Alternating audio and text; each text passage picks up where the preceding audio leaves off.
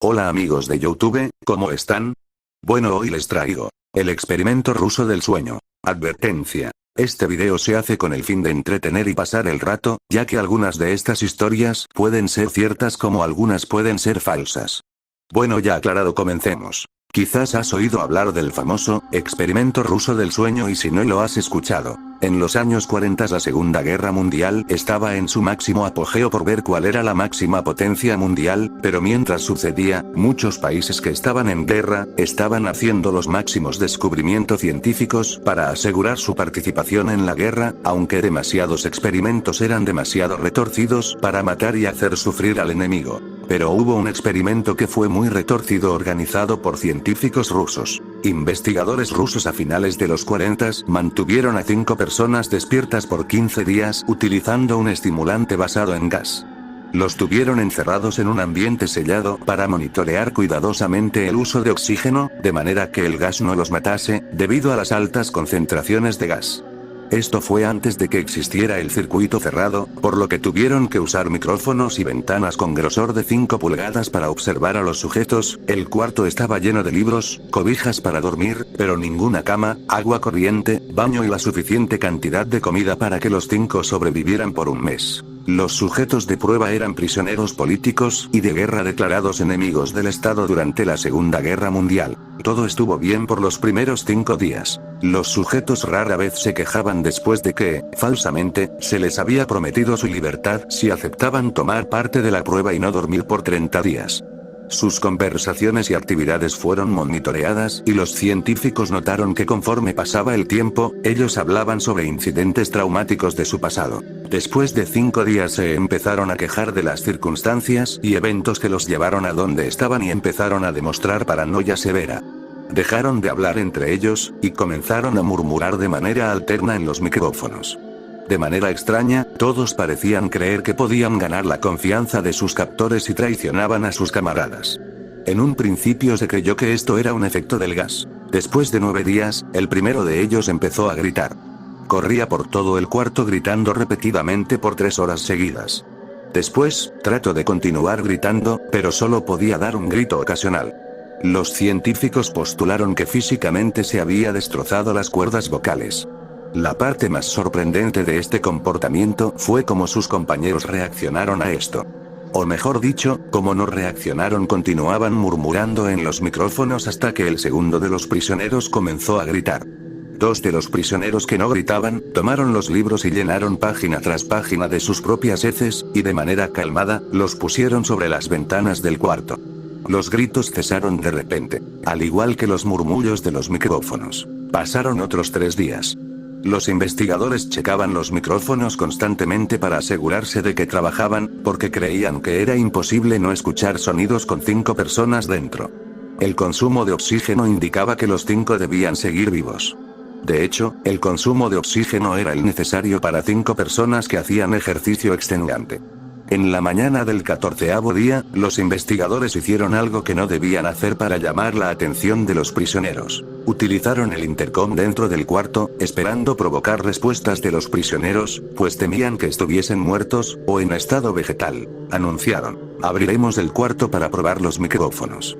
Aléjense de las puertas y acuéstense con las manos atrás en el piso o se les disparará. Se le otorgará la libertad a uno de ustedes si obedecen. Para su sorpresa, escucharon solo una frase, con voz calmada: no queremos ser liberados. Hubo un gran debate entre los investigadores y fuerzas militares que financiaban el proyecto. Sin poder provocar más respuestas utilizando el intercom, finalmente se decidió abrir el cuarto a la medianoche del día número 15. Se limpió el gas del cuarto, y se llenó de aire fresco. Inmediatamente, voces de los micrófonos empezaron a objetar. 3 voces diferentes rogaban por la vida de sus seres queridos, que encendieran el gas nuevamente. Se abrió el cuarto para sacar a los prisioneros. Gritaron más fuerte que nunca, al igual que los soldados, cuando vieron lo que había dentro. 4 de los sujetos seguían vivos. Las raciones de los pasados 5 días no habían sido tocadas. Habían pedazos de carne de las costillas y pantorrillas del sujeto muerto colocados dentro del drenaje del centro del cuarto, bloqueándolo, permitiendo que 4 pulgadas de agua se acumulara en el piso. Los 4 sobrevivientes también tenían pedazos de piel y carne arrancada de sus cuerpos. La destrucción de tejidos y la exposición de huesos en la punta de sus dedos indicaba que las heridas fueron infligidas por las manos, y no con los dientes, como era de suponerse. Al examinarlos, se descubrió que la mayoría de las heridas fueron autoinfligidas en su mayoría. La piel y los órganos de detrás de las costillas fueron removidos, mientras que el corazón, los pulmones y el diafragma seguían en su lugar. El tracto digestivo de los 4 sujetos podía verse trabajar, digiriendo comida. Rápidamente se hizo aparente estaban digiriendo su propia carne, y que ellos la arrancaron y se la comieron en el transcurso de los días. La mayoría de los soldados eran fuerzas especiales rusas en las instalaciones, pero aún así, muchos se negaron a regresar al cuarto para sacar a los prisioneros. Estos sin embargo, insistían a gritos que los dejaran dentro y de manera alterna rogaron y demandaron que se encendiera el gas nuevamente, para evitar quedarse dormidos. Para sorpresa de todos, los sujetos pusieron una resistencia feroz durante la extracción. Un soldado ruso falleció cuando uno de los sujetos le mordió el cuello, otro fue gravemente herido cuando otro de los prisioneros le mordió la arteria femoral y los testículos. Otros 5 soldados perdieron la vida, si se cuentan a aquellos que se quitaron la vida en las semanas consecuentes al incidente. Durante la lucha, uno de los prisioneros dañó su bazo, sangrando de manera casi inmediata. Se intentó sedar al sujeto, pero fue imposible. Se le inyectó más de 10 veces de la dosis humana de morfina, y aún así luchó como un animal rodeado, rompiendo las costillas y un brazo de un doctor. Se veía latir su corazón al máximo por 2 minutos completos, mientras se desangraba, y continuó gritando por más de 3 minutos, atacando a quien se le acercara, repitiendo la palabra, más, una y otra vez, cada vez más débil, hasta que cayó en silencio. Los otros 3 sobrevivientes, fueron inmovilizados fuertemente y llevados hacia instalaciones médicas. 2 de ellos, con cuerdas vocales intactas, demandaban continuamente más gas para permanecer despiertos. El más herido de los 3, fue llevado al único cuarto de cirugía que había en las instalaciones. En el proceso de su preparación para colocar nuevamente sus órganos en su lugar, se notó que el sujeto era totalmente inmune a los sedantes. Peleó furiosamente cuando el gas anestésico se le estaba colocando. Se necesitó un poco más de anestesia de la normal para sedarlo, pero al momento que sus ojos se cerraron, su corazón se detuvo. En la autopsia, se encontró que en su sangre había 3 veces la cantidad normal de oxígeno. También se rompió 9 huesos en la lucha para no ser controlado. El segundo sobreviviente, era el que primero gritó del grupo. Con sus cuerdas vocales destruidas, no pudo objetar la cirugía, y solo reaccionaba agitando violentamente la cabeza en desacuerdo cuando se le administraba el gas anestésico. Afirmó violentamente con la cabeza cuando alguien sugirió hacer la cirugía sin anestesia, y no reaccionó durante la misma, que duró 6 horas en la cual se intentó reemplazar sus órganos abdominales y cubrirlo con lo que quedaba de su piel. El cirujano afirmó que era médicamente imposible que el sujeto siguiera con vida.